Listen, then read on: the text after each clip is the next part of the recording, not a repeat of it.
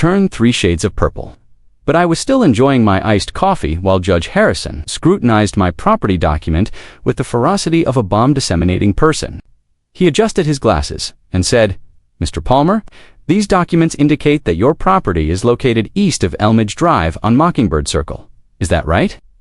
"Yes, Your Honor," I said coolly in response. He turned to the Maple Heights HOA president and complainant, Rebecca Garrison. As he talked, her flawlessly combed blonde hair appeared to collapse a little. "Is Mr. Palmer a homeowners association member?"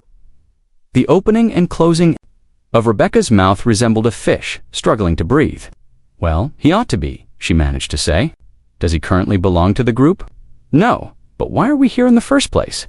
The sound of Judge Harrison's gavel caused everyone in the courtroom to jump. The case was dismissed with bias. "You have been fined $500, Miss Garrison, for bringing a pointless lawsuit," so quickly from purple to white that I was afraid she could pass out. The Maple Heights HOA was formally dissolved.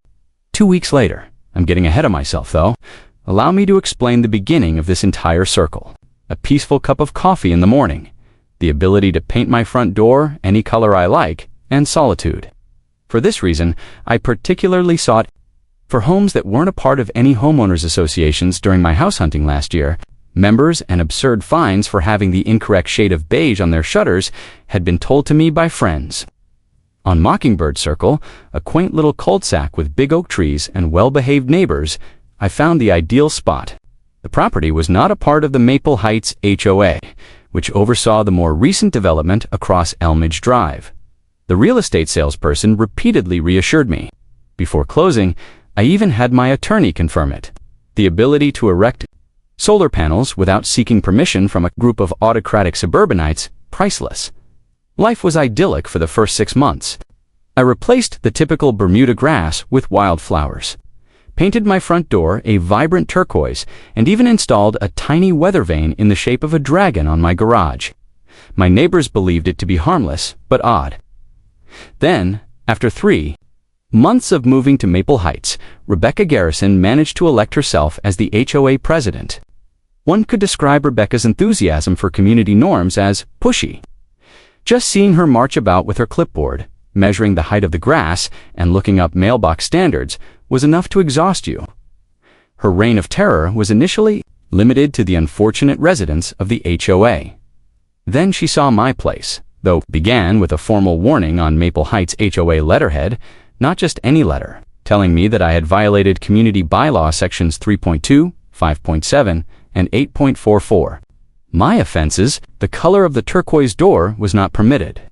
Additionally, my wildflower garden received a classification of unmanaged vegetation. I replied with a courteous note stating that I was not a member of the HOA and included a copy of my property survey proving that I was not under their purview. That seemed like the end of it to me. How foolish I was. Oh, Rebecca arrived at my door at 7 in the morning, 2 days later, with a clipboard in her hand and a determined expression on her face. She had a huge HOA president pin on her blazer that was likely visible from orbit. "We must talk about how you fit in with the Maple Heights community standards." With my coffee mug in hand, I stood there in my pajamas, unable to comprehend what was going on. "Integration. I apologize. Your HOA does not include me." She dismissively waved her hand. "Just a technicality. You are a component of the larger ecosystem in our community. Everyone's property values are impacted by your nonconformance." My nonconformity? I couldn't contain my laughter. "I have some wildflowers and a blue door, lady. I don't own a junkyard." Her lips were so tightly pursed that they were hardly invisible. "A voluntary membership form is ready for you to sign." A packet of documents, about 50 pages thick, was thrown at me by her, all of which were various shades of gray and beige. A need to remove my dragon. Weather vane within 5 business days, and monthly dues of $175. I gave her the packet back and replied, "Yeah, that's not happening. Enjoy your day." She stepped in my way as I was about to close the door. "Mr. Palmer, you're doing something wrong." "Are you trying to harm me?" I inquired, truly astounded by her boldness.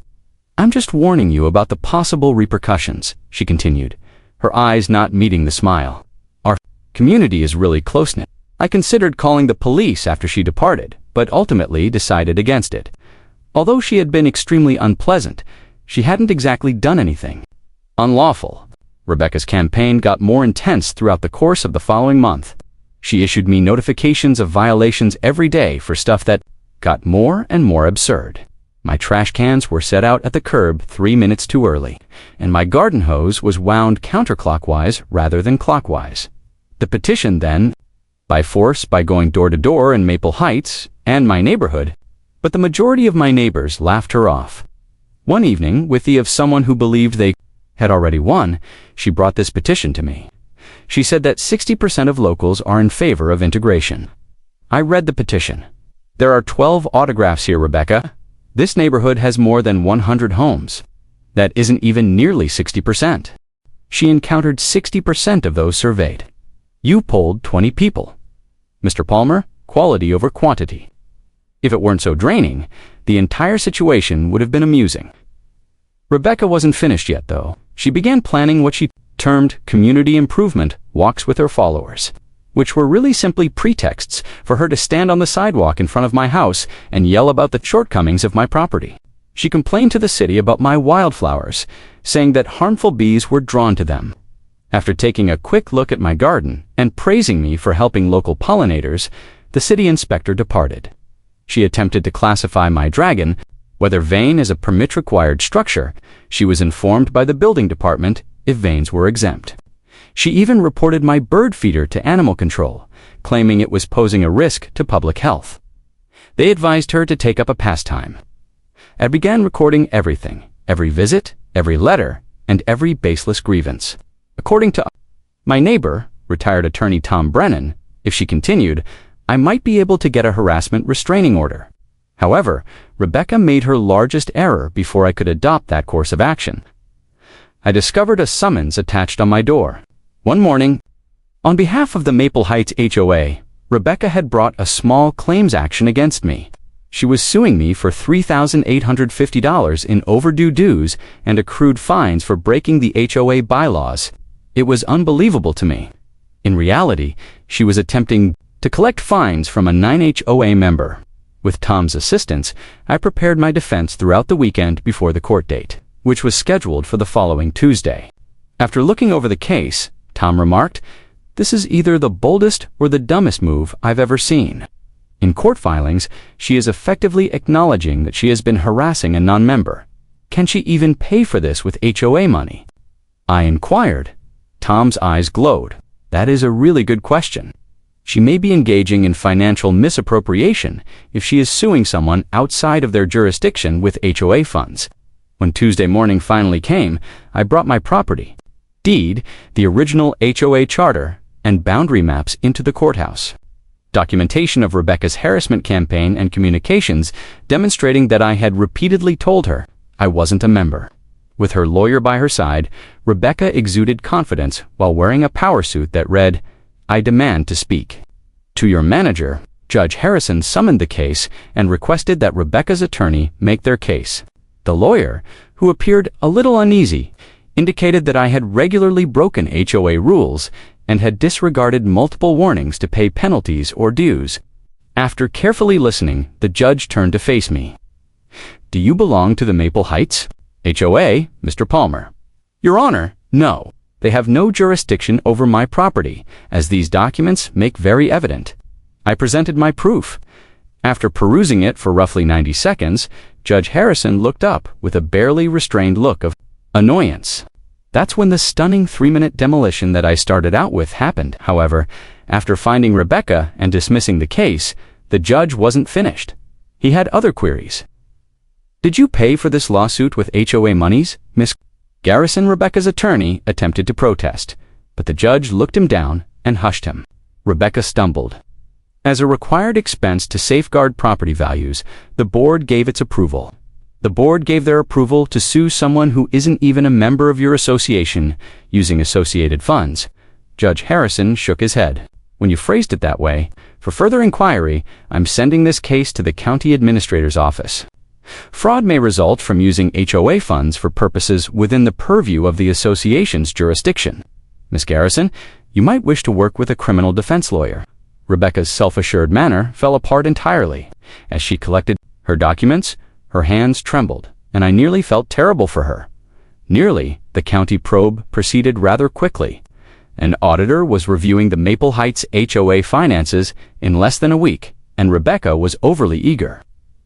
It was discovered that she had utilized HOA monies for a number of dubious costs in addition to my lawsuit. $3,000 for community beautification consultancy, which ultimately resulted in her own home's landscaping makeover.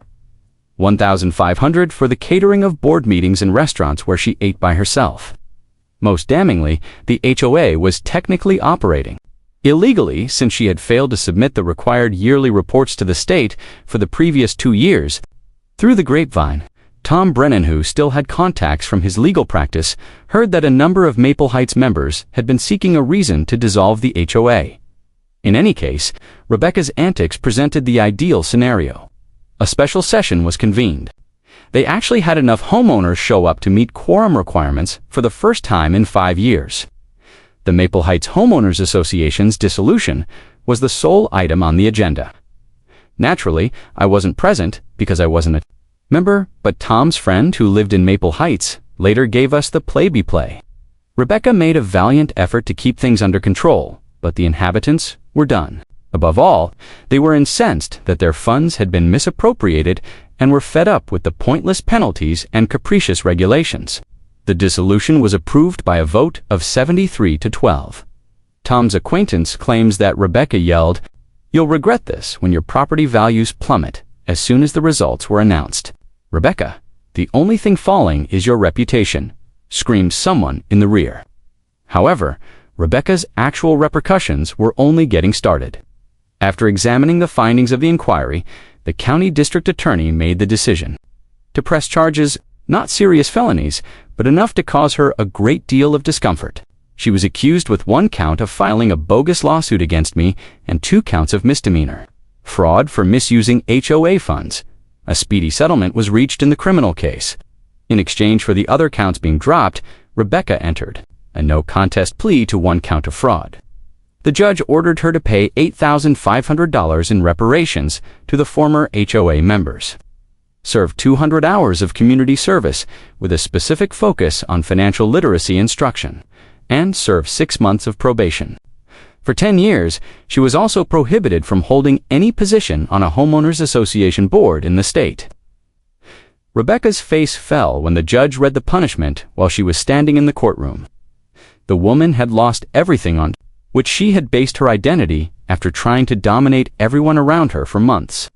She was stunned and unable to believe it when the judge slammed his gavel and declared, "Next case."